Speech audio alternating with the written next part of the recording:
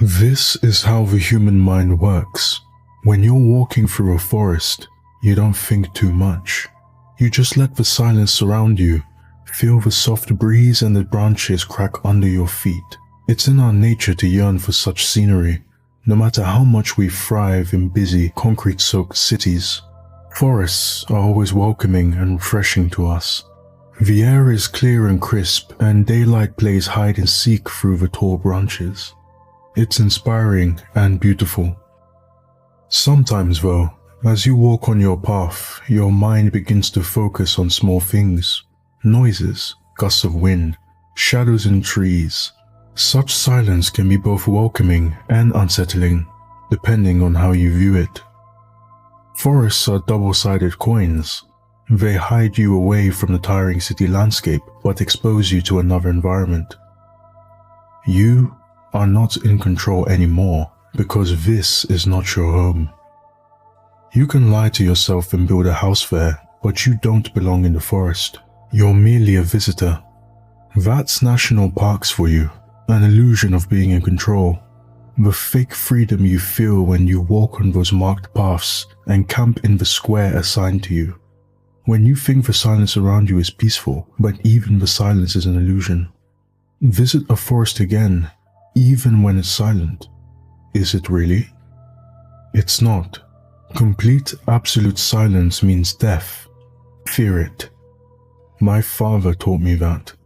He's a park ranger, and he's been doing this job since forever. I wasn't much of a fan of national parks, especially because most of the time there's no service and the hikes are killing me. I'd rather enjoy nature by swimming in a lake or skiing. Why break your legs to end up to a high point just to see a random valley? Not to mention the animals. They were everywhere, and the insects always got on my nerves. I never understood his love for the forest. I guess that was one of the reasons why he started telling me scary stories from his night shift. Looking back, they were absolutely made up, but to a younger me, they seemed believable. I used to think he was so brave for working the night shift. As I got older, I got into horror, and even if I didn't believe in his forest creatures anymore, I still liked the idea of spending the night in a small cabin in the middle of nowhere just for that dose of adrenaline. When my father said he wanted to take me with him, I accepted immediately. I knew why he offered. See, over the past years our relationship had taken a big hit. I guess I was growing up and he didn't know how to handle that. He'd become emotionally distant and seemed to repel any of my tries to open up to him. In return, I'd become uninterested and irritable. In the words of my mother, this would have been a fun way to bond, I guess. We arrived at the park around 9 p.m. His shift started at 10 p.m. and ended at 6 a.m. His jeep pierced through the darkness and ventured into the woods. The headlights flashed the trees, turning them white against the black sky. I'd never been on this route, but, again, my visits to the park were rare. We drove for a while. Most of the time, people underestimate the size of national parks. It took us an hour and a half to get to the cabin, which wasn't even in the heart of the forest. I saw it, one single trace of humanity in the middle of nowhere. A tiny, wooden cabin with flickering light bulbs and watchdogs. Before we got out of the car, my father stopped me. Listen, there's some instructions you need to follow here.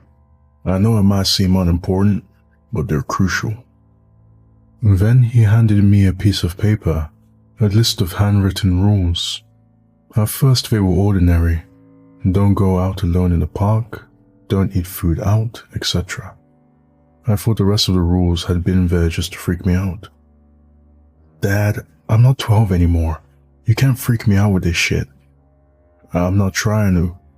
You wanted to come here with me, so act accordingly. What even is this? If you see a man without an arm, don't help him. We have all kinds of weirdos around here. And this? If the whistling is near you, it means they're far. My father smiled, but his eyes didn't. Some of these are added by superstitious fellas. It's more of a what if. It's not gonna happen to you. Number 1. Don't go out alone in the park. Always have a working contact device. Number 2. Don't leave marked paths unless instructed to and/or with proper equipment. Number 3. Don't leave food out and lock the trash bins. Number 4. Always keep on the whistle and the badge. Number 5. If you see a man without an arm, don't help him. Number 6. Your family is not in here. Remember, there is no reason for you to hear their voices from outside. Number 7. Lock your car doors even when you are driving. Number 8. Check the marks on the trees. There's only 3 types of marks, or triangles: red, yellow, and green. Other marks are not ours. Don't follow them. Number 9.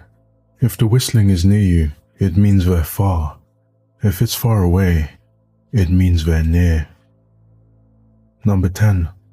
Beware of dead blue. What is dead blue? I asked.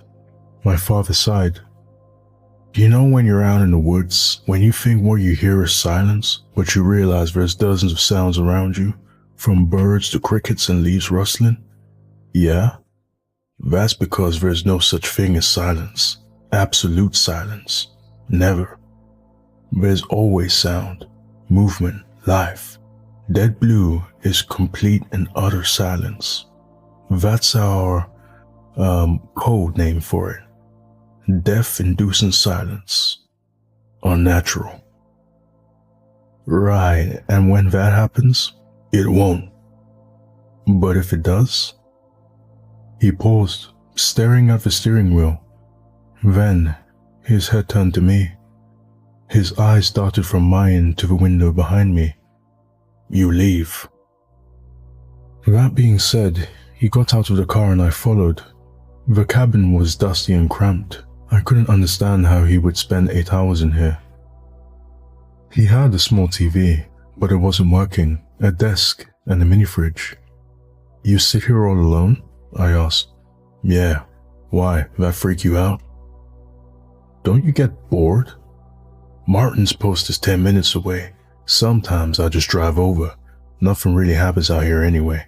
My spot is pretty far from the campsites. I just have to patrol from time to time to make sure no one wanders off into the night. Well, that rarely happens. This is one of the wilder areas, less explored. You haven't explored it at all? His eyes sparkled. Wouldn't be possible. So you don't know what's out there? That's the fun of it. You said you wanted adrenaline? There you go. I nodded. He opened the mini fridge and threw me some juice. Orange juice. I'd mentioned I liked this brand before, and he remembered. Maybe our relationship wasn't so bad. We sat next to each other in a small cabin. Dad locked it. I'm not gonna lie to you, most of the time I just sleep.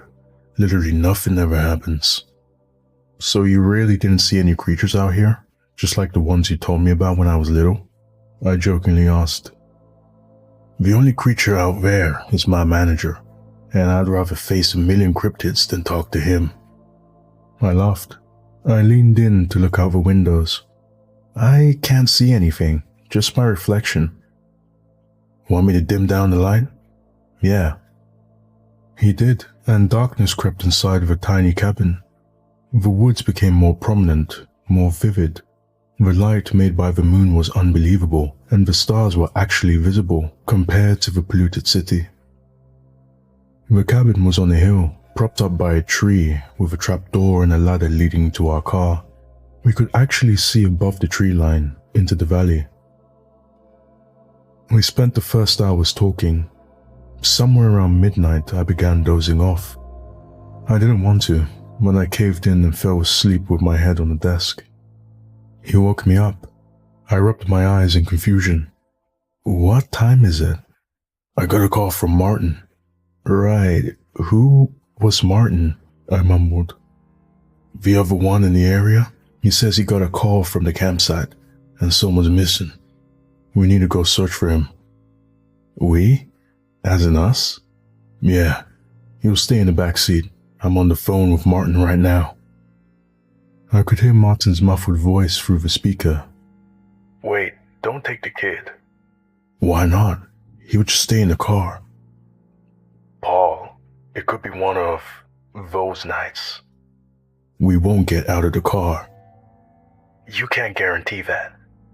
Well, I can't leave him here, alone, in the dark. A pause followed. Look, Paul, I understand you wanted to do a take your kid to work day, but I don't know about this one. It could be dangerous.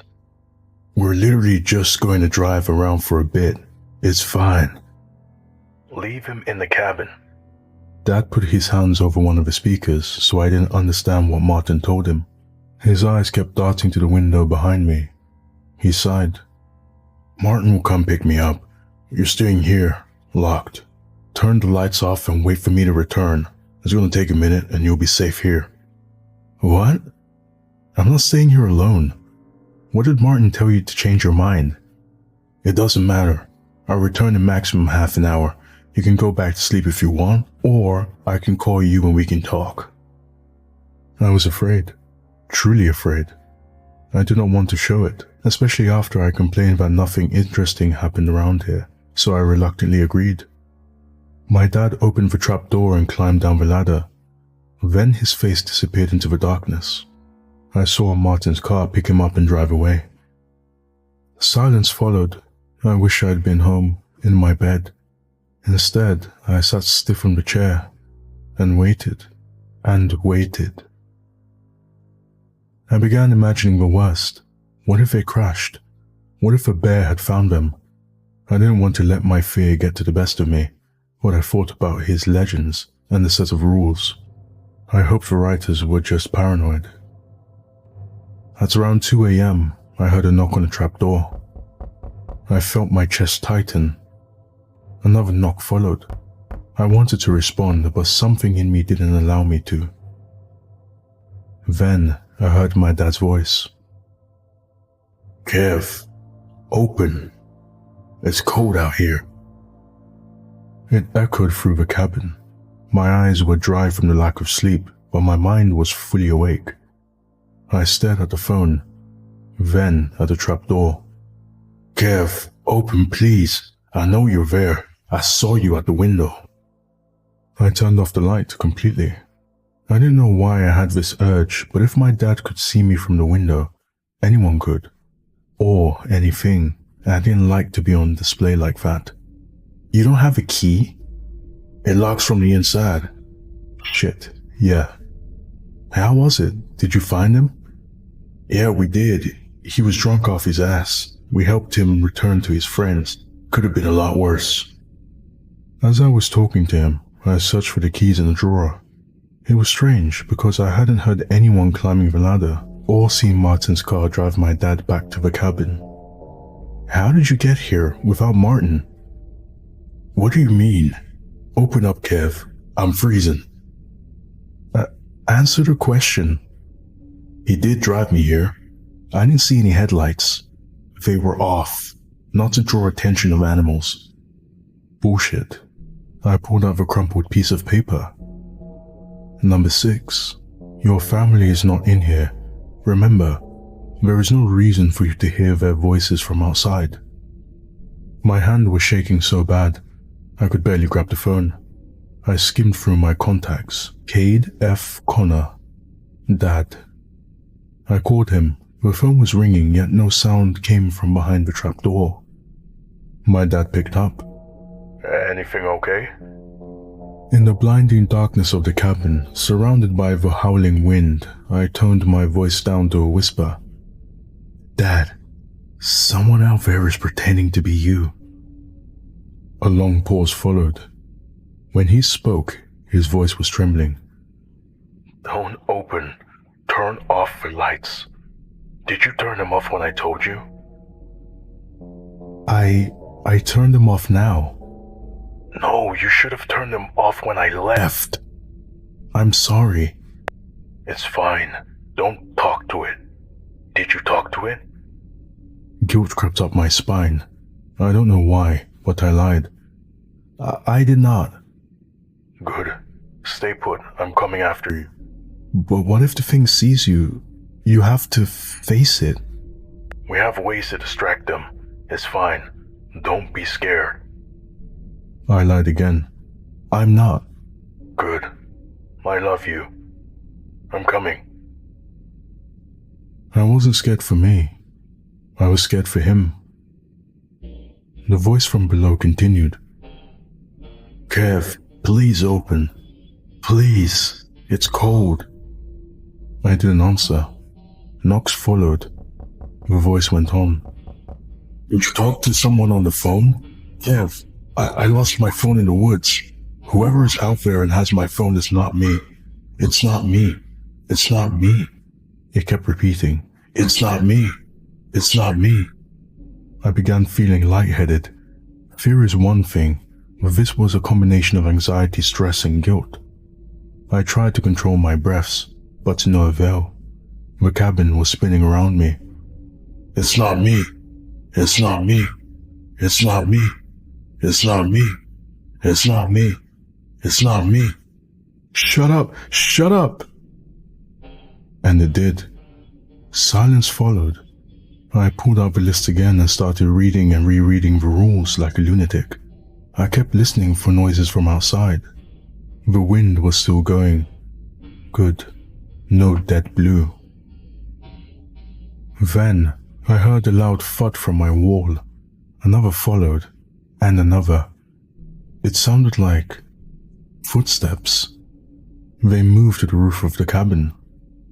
I could hear my heartbeat in my ears. Whatever was out there was now climbing around my cabin. I could hear the scratching outside. I started to cry and covered my mouth with my hand. I just wanted my dad. I wished I could see his face again. The universe somehow, ironically responded because my dad's face suddenly appeared at one of the windows. He raised his hand and knocked. I stared at him through my eyebrows, my head tilted.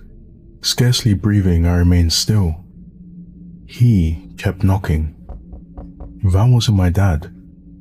The cabin was tied to a tree at around 10 meters from the ground. He could not be at the window. The creature knocked and knocked, and for what seemed like an eternity, we just made eye contact. Blood was dripping from one of its nostrils. Another phone call woke me from my trance. Kevin, are you there? Are you in the cabin? Yes, and a thing looks like you. It's at the window. I'm coming right now. I'll shoot it, don't worry. I'm just about to turn a corner. Dad, I'm really scared for you. Martin's coming too, it's okay. Truly, in a few minutes, Martin's car pulled up. I cried in relief. The thing turned its head to look, then back to me. It opened its mouth wide and, using its fingers, pulled the corners upwards to form a smile, then jumped into the woods into the darkness. Gunshots followed. After a few silent minutes, I called my dad. He picked up. Where are you? I asked. I'm coming to get you. I saw him walk towards the cabin, then heard him climb up the stairs. I unlocked the trap door and hugged him tight. What was that? Please tell me we're going home. We are. I'm so sorry. I should have never put you through this. Come on. As we walked towards our car, my blood ran cold. It was not something I'd seen or heard, but the opposite. See, the wind had stopped. The crickets had stopped. Dead blue. I sprinted to the car, got into the driver's seat, then locked the doors. My dad was standing in front of the car, confused. That's when I got a text, and I hit the gas. I ran him over, then turned the car around and sped into the night. I barely knew how to work it out, since I didn't have my license, but I left as quick as possible. Behind me, a car followed. When I got to the nearest checkpoint, I stopped. The car was Martin's. He got out alone. Where's my dad? I asked. He, took an ATV to get you. Said he'd get there faster. I texted him to turn around, and that you were safe. The text he sent me, Martin and I split up. He may get there faster than me, and if he does, he'll text me to turn and head to the checkpoint. There is no one with Martin. He's alone. I'd thought I unlocked the trapdoor to my dad when he'd actually taken an ATV and turned to the checkpoint. The thing I'd run over wasn't my dad, and I'd known it since I felt that unnerving silence. However, no one at the checkpoint had seen my father. As I'm typing this, I'm afraid for him, but a part of me knows he's alive. Maybe he took another route, or got lost. Whatever he did, I'll find him.